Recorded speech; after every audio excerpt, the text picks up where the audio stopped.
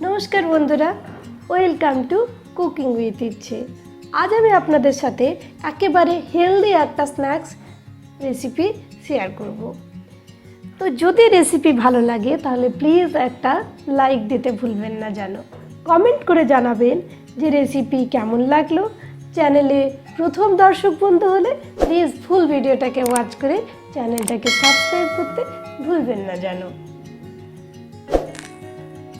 এটা বানানো যতটাই সহজ ততটাই হেলদি আর টেস্टी, একেবারে ক্রাঞ্চি আর सॉफ्ट बटे। अगर मेरी भाषा आपको समझ में नहीं आ रही है तो देखिए स्क्रीन के राइट साइड सीसी लिखा हुआ है, उसको टच कीजिएगा तो हिंदी में भी मेरी रेसिपी आपको समझ में आ जाएगी।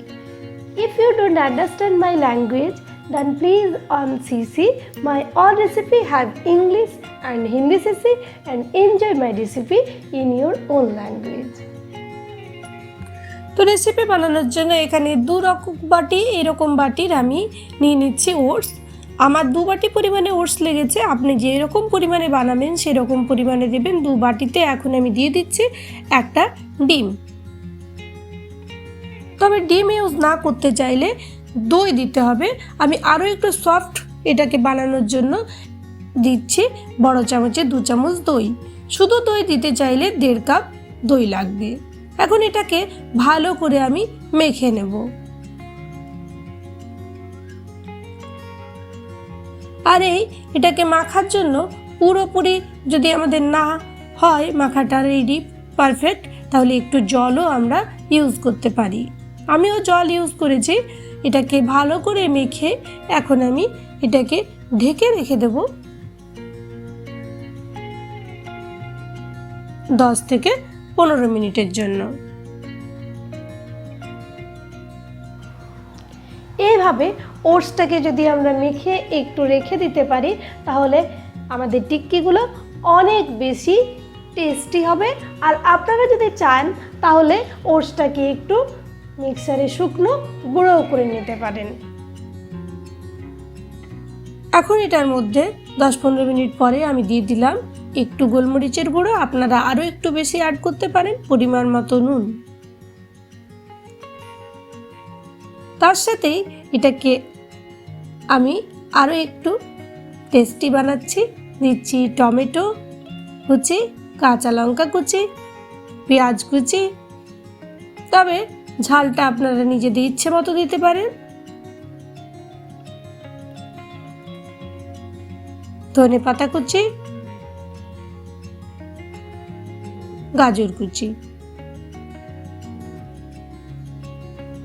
ভেজিটেবল অ্যাড করাতে এটা আরও বেশি টেস্টি আর হেলদি হবে।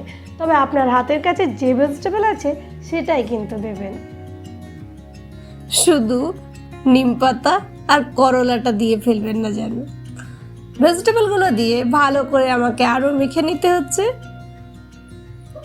এগুলোকে ভালো মতো মেখে আমি এখন এটাকে একটা ভালো সফট ডো বানিয়ে নেব। হাতেই অনুভব করতে পারবেন ডোটা পারফেক্ট হয়েছে কিনা। তারপর এগুলোর সাহায্যে আমি এটাকে হাতের সাহায্যে যেমন টিক্কির শেপ হয় সেরকম টিক্কির শেপ এগুলোকে দিয়ে দিচ্ছি।